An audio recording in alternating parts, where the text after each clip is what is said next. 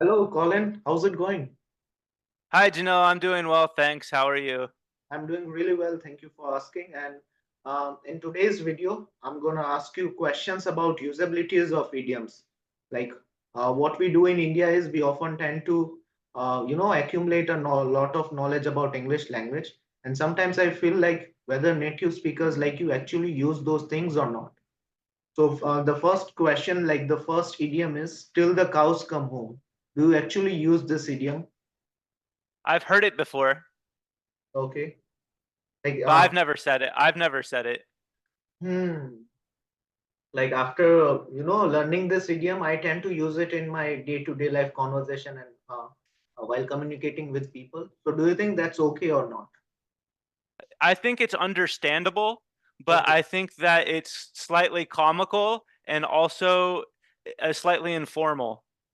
got it.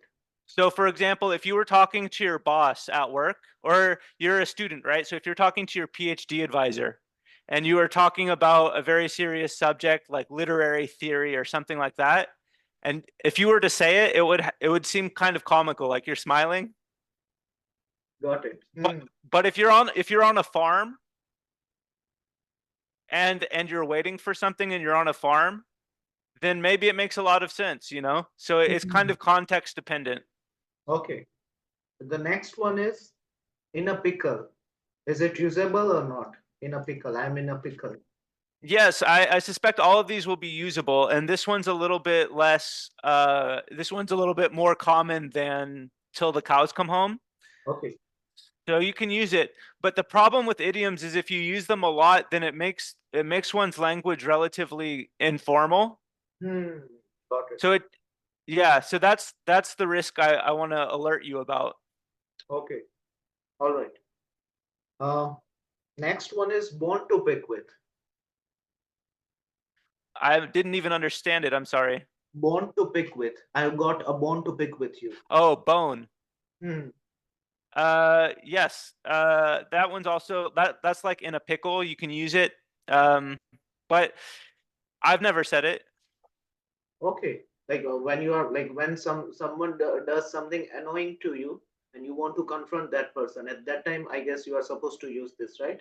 I've got a bone to pick with you. You can, but it would be funny. Oh, okay. So what do It's you like, uh, sorry, go ahead and ask. like, what do you tell in that scenario? You could say, the scenario is that you want to talk with someone about something they've done that you don't like. Hmm. You could just say that I want to talk with you about something that I didn't like. Okay, as simple as that. Yeah, it's if you're trying to be funny though. Like if you're trying to be funny, you could say I've got a bone to pick with you, Hmm. Got it. but it would be ironic. You know, are you're I think there's irony is very difficult, especially cross culturally. Hmm. Makes sense. But I think you could do it ironically. You could use all of these ironically. Okay. The next idiom I would like to discuss with you is to pull the plug. Yeah, Is it usable? yeah, of course. But I've never used it. Okay. So I guess the way you speak Hindi, I guess in the same manner, I try to speak in English. Usability is sometimes not there.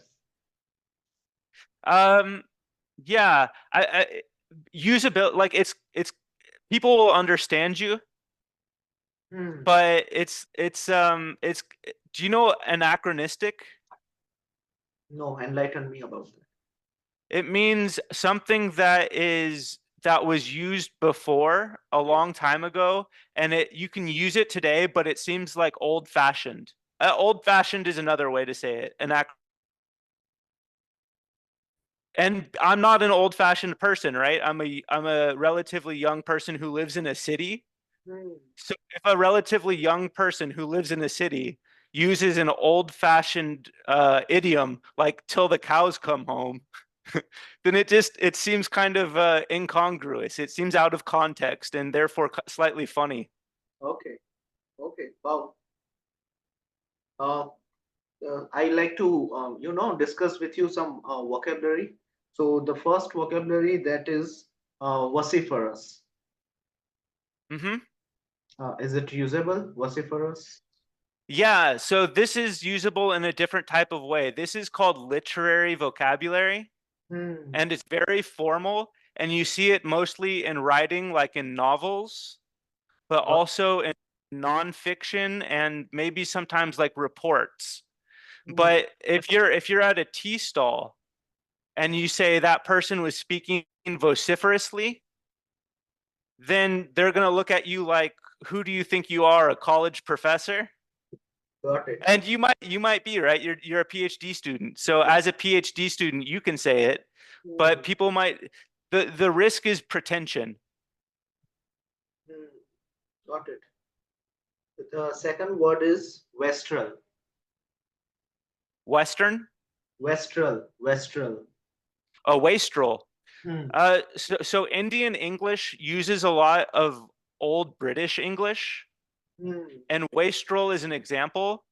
So to an American, this word is almost incomprehensible. Like my suspicion is if you were to ask most Americans what wastrel means, very few people would even understand. Okay. Got it. But I think if you were talking to a British person, they might have a better understanding. Okay. And rather than saying a wake up call, can I go with the word epiphany? So yes, but wake up call, not in the sense of you're at a hotel and you want them to call you in the morning at 7 o'clock. Yeah. It's like sudden moment of realization. That thing. Yeah, that one. Hmm. Yeah, epiphany is a beautiful word, and in the same way that so all of the vocabulary you've asked me about, it's literary vocabulary. Hmm. Right. So it yeah, This word is highly used by even Indian speakers. Audacity. audacity. Yeah, it Okay. was it was made famous by Barack Obama. Got it. He wrote a book called The Audacity of Hope. Okay.